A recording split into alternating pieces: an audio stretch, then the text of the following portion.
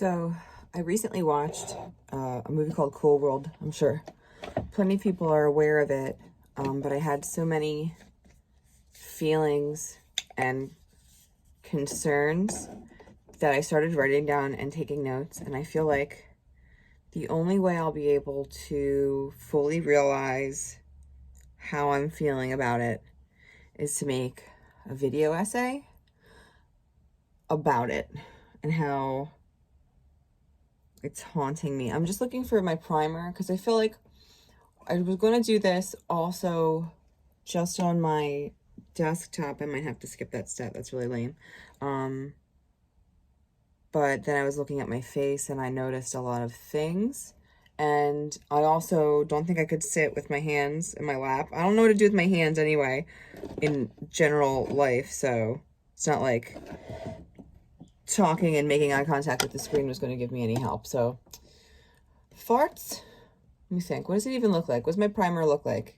There it is. I had to remember it. It's in a tube. I'm going to try and cover all brands. So I saw Cool World, and I saw it initially because I saw that Ralph Bakshi was involved. I'm probably saying it wrong.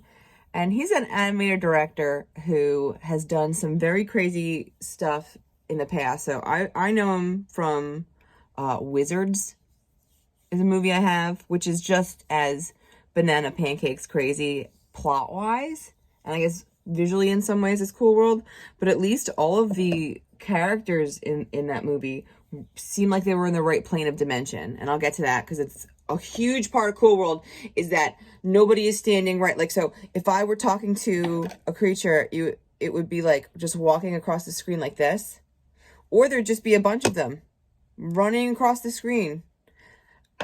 And what I guess that's trying to do is to, like, you know, world build that this is just so zany that cartoon characters are able to go in and out of your house and do shit like that.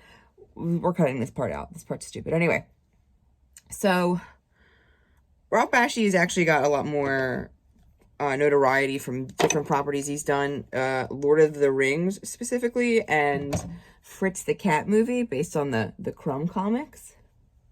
I have not seen either, so don't come at me about not being a real movie fan or Bakshi fan.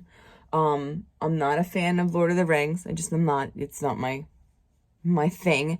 And Robert Crumb probably wouldn't want me to see Fritz the Cat movie anyway. So in that way, I'm cool. So I guess I should talk about the plot of it. It starts abruptly. It stars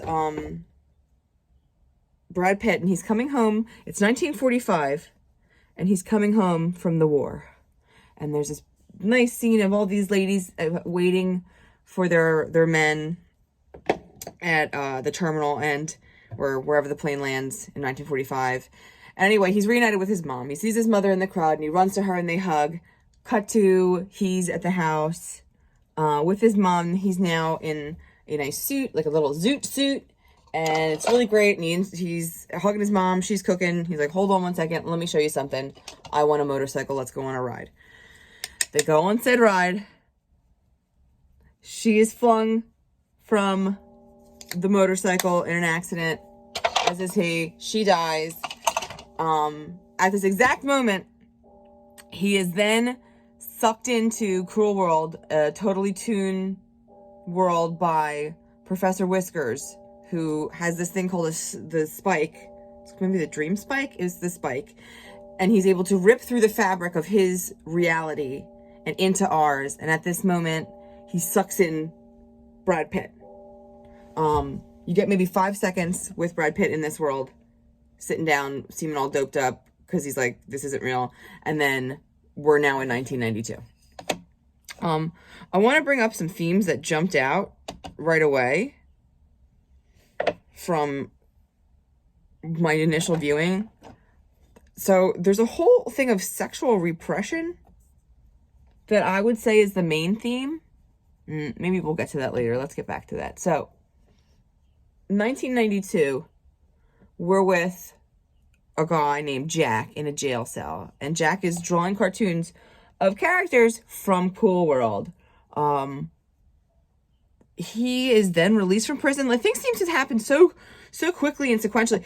So he's released from prison, and it's come to he is the author of Cool World comic, and he was in jail for killing someone. And there was this guy, and I knew they were going to like fucking do something just really rude, where they showed this really obese man, and I was like, why are they showing him? Like, what is the point when they're scanning over this comic book store that Jack's character's in? And then it comes, the fat guy comes over and he's like, oh, are you gonna write about how you killed that guy? Like, you know, the one that was sleeping with your wife? So they wrote him in there just to be that jerk off. Like, let's make a chunky guy do it. That makes sense. And I was insulted. So anyway, he is still drawing characters from Cool World, and he too is like starting to feel like this pull into it, presumably by this character named Hollywood, who is just like open for business. I don't know how to put it. So here's where I get into the main themes of Cool World as a movie. A lot of sexual repression. So Brad Pitt coming in from the war, presumably no tail. Then into Cool World, where again no one has genitalia that matches his, or you're like totally not allowed to have sex with the cartoons. I'm still not 100% sure. I was taking notes, half paying attention. This movie blew my mind. So yeah, and Brad Pitt's character goes around telling people all the time, you're not allowed to have sex with me, or any other person that might come around here. So then Jack gets sucked into the Cool World, and he meets Hollywood is her name. She's the main character. She's blonde and has big boobies and a nice butt, and she's dancing. And I would have really liked to seen more of what I could have thought, what they would have showed me. I don't know. I've been into seeing her kiss people or kiss myself. I'd kiss you, Hollywood. You're really pretty. Anyway, he gets sucked in through the power of, again, I think her puss and her sexual desire, we'll say. I can't really talk while I'm doing this. I'm skipping a lot of things because I don't want to do a completely full face of makeup because I'm probably going to like exercise later. So this is really limiting. I should have done something else. Anyway, back to the story of Cool World. I'm stalling. See, I'm doing it bad. So I'm trying to rush. And then this whole time, have I said anything progressing my story? No. This is a problem. I'm fucking up. Where was I? Okay, so Jack is sucked in. He also meets Brad Pitt's character, who's named Frank. And Frank gives him the rundown of, like, don't have sex with any of these people.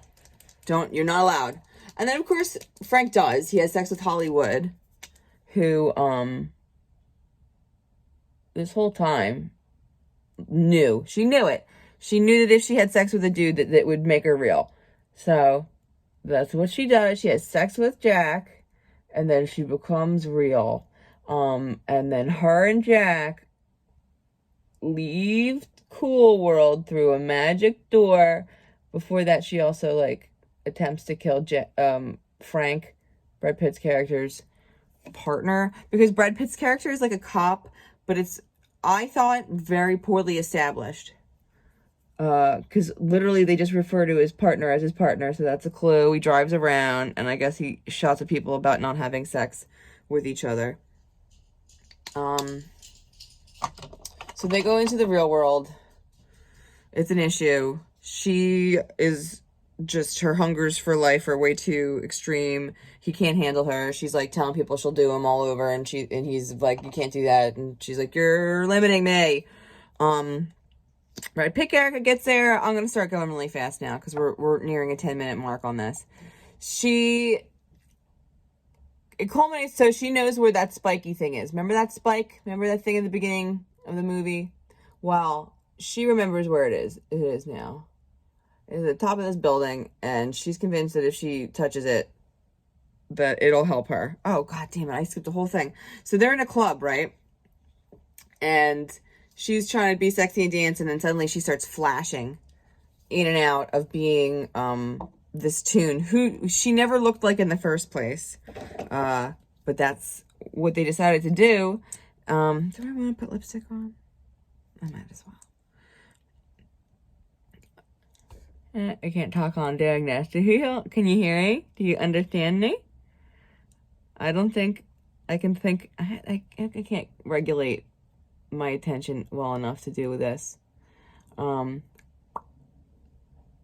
my makeup good enough. I feel like if this is going to really be anywhere, I'm going to get a lot of comments about you're not good enough to be doing your makeup while talking. You're not like that. You're not one of them. You're not one of us. Maybe. So, so anyway, she goes to the top of this building because she knows that the spike is going to maybe potentially cure her weird flashing in and out of being this other tune person. Frank, Brad Pitt's character, is there. He's trying to get her. She pushes him off the freaking building, and he smashes, and he doesn't hit a car, which I know is a trope. Like when you fall off a building in a movie, 9 times out of 10, that body is going to hit a car because they don't want to show, you know, what really happened. But he does. He's not like, he doesn't turn to soup, but he's covered in blood, which I appreciated. Holly uses a spike, and it turns her and Jack into cartoon people. Him specifically, a Superman type person. I can't really remember that. It doesn't end well for her. She's not happy in the end, so that's good. Brad Pitt's partner decides, like, you know, oh, I left this out because who cares? This movie's insane. There was this other female cartoon lady who wanted to have sex with Brad Pitt named Lonnie. And Nails decides that, oh, we got to take his gross body back to Lonette because she loved him. And he does, and she's crying over his corpse. And then she's like, wait a minute, because that's how every cartoon character talks in this movie. Wait a minute. Was she a tune when she offed him? Oh, well, then he'll turn into a tune. I forgot to mention that the whole movie. And so he does. He turns into a tune, and then I'm assuming then he can't have sex with her. So good for him. And that resolves our big theme of sexual frustration throughout the movie. Like I said, really about not being able to do it and wanting to do it. And then that's like not a great theme, and that's not really what makes the movie bad. What really makes the movie bad is, like I said, there's nowhere in any point of this movie does it look like two characters of a tune and a real look like they're interacting with each other. Not even does it look like a tune is ever interacting with a background at all. Brad Pitt doesn't get to interact with the background. It's all like cardboard behind him, and he's interacting with 2D things. It's really strange. And then the characters interacting with the background, again, it looks like they're just hovering. Oh, there's this great scene where he puts his arm around this girl. This is a makeup brush. And it literally, it's what might as well have been this. Look how realistic it looks. Me and my girlfriend going down the street. So, I don't know. Some things I liked. The backgrounds were beautiful. If you looked at some of the times where you would get like a painted or drawn background with these horrible animation cells over top of it, it was great. That was really beautiful. And it's sad because from what I understand, it has none of the original of what Ralph Bakshi wanted to do with the story. I believe it was supposed to be about a half tune, half man, pardon me, I burped, who was insane and a killer. Which sounds like, doesn't that little bit sound better than what I've told you this entire time anyway? I think so. So it's sad, I guess his name's associated with it. And it's bad and no one likes it. I would watch it. I would say if you like weird movies, it's worth it because it's weird. It's not, I wouldn't say it's slow at any point because there's always some weird stuff going on. But it's not like, I wouldn't say it's the best pace. It's an hour, 40 something minutes. Maybe could have been cut here and there. So that's really it. There's just really a disappointment and a confusion. The themes, again, why is it a movie about not being able to have sex and wanting to have sex with cartoons? Why make that movie? Let me know.